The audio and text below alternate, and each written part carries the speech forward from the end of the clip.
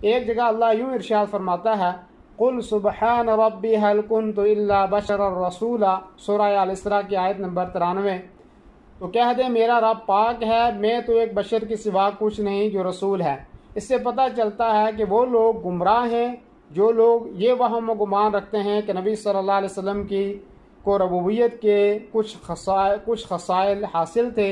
جیسے یہ عقیدہ رکھنا کہ آپ صلی اللہ علیہ وسلم کائنات میں تصرف کرتے ہیں، یا آپ علم غیب جانتے ہیں، یا آپ لوگوں کی دعائیں سنتے اور پوری کرتے ہیں، مصیبتوں کو ٹالتے ہیں، یا یہ عقیدہ رکھیں کہ آپ کی عبادت کی جا سکتی ہے، جبکہ نبی صلی اللہ علیہ وسلم جب ایک شخص کو یہ کہتے ہوئے سنا کہ جو اللہ چاہے اور محمد چاہے، تو آپ صلی اللہ علیہ وسلم اس سے مخاطب ہو کر فرماتے ہیں، کیا تم نے مجھے اللہ کا ساجی اور شریک بنا لیا ہے؟ کہو جو صرف اللہ چاہے۔ ایسی واضح حدیث کے باوجود بھلا یہ کیسے تصور کیا جا سکتا ہے کہ آپ صلی اللہ علیہ وسلم کو الوہیت کے کچھ خصائل حاصل تھے، یا یہ کہ مشکلات کو دور کرنے اور مصائب کو ٹالنے کے لیے آپ سے مدد طلب کی جا سکتی ہے اور آپ کو پکارا جا سکتا ہے؟ حالانکہ ارشاد باری تعالیٰ ہے، وَأَنَّ الْمَسَاجِدَ لِلَّهِ فَلَا تَدْعُوا مَعَ اللَّهِ أَحَدًا، سورہ الجن کی آیت نمبر 18 ہے، اور یہ کہ مساجد اللہ کے لیے ہیں، پس اللہ کے ساتھ کسی کو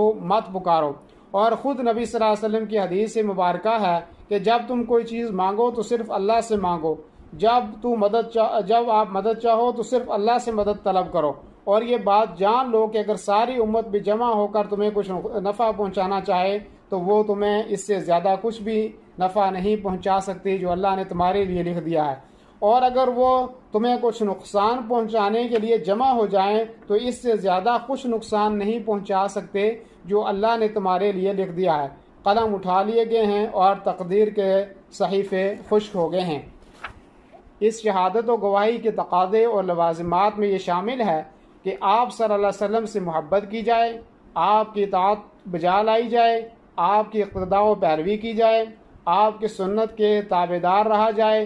آپ کی سیرت مبارکہ کی واقفیت حاصل کی جائے، آپ کی ملاقات کے شوق اور آپ کے دیدار کی تمنا کی جائے اور دل میں اس کا شوق رکھا جائے۔ اللہ رب العالمین فرماتا ہے، لَقَدْ كَانَ لَكُمْ فِي رَسُولِ اللَّهِ أُسْوَةٌ حَسَنَةٌ لِمَنْ كَانَ يَرْجُو اللَّهَ وَالْيَوْمَ الْآخِرَ وَذَكَرَ اللَّهَ كَثِيرًا، سورہ الاحزاب آیت نمبر 21۔ بلا شبہ یقیناً تمہارے لیے اللہ کے رسول میں ہمیشہ سے اچھا نمونہ ہے اس کے لیے جو اللہ اور یوم آخرت کی امید رکھتا ہو اور اللہ کو بہت زیادہ یاد کرتا ہو۔ اللہ سبحانہ و تعالی ارشاد فرماتا ہے سورہ آل عمران کی آیت نمبر 31 کے اندر، قل ان کنتم تحبون اللہ فاتبعونی یحببکم اللہ ویغفر لکم ذنوبکم واللہ غفور رحیم۔ کہہ دے کہ اگر تم اللہ سے محبت کرتے ہو تو میری پیروی کرو، اللہ تم سے محبت کرے گا اور تمہارے گناہ بخش دے گا، اور اللہ بے حد بخشنے والا نہایت مہربان ہے۔ حدیث رسول صلی اللہ علیہ وسلم ہے کہ تم میں سے کوئی شخص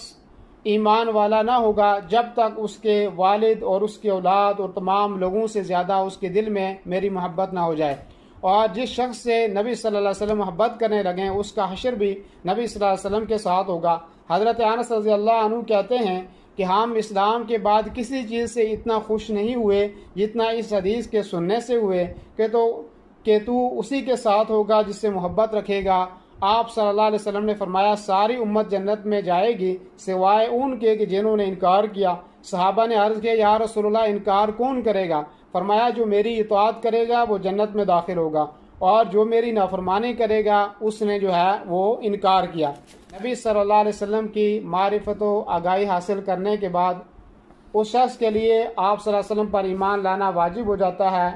جو اب تک ایمان نہ لایا ہو۔ جو پہلے ایمان لا چکا ہو اس کے ایمان میں لازماً اضافہ ہو جاتا ہے۔ اللہ رب العالمین فرماتا ہے ام لم یعرفوا رسولہم فہم لہ منکرون، سورہ المؤمنون آیت نمبر 69۔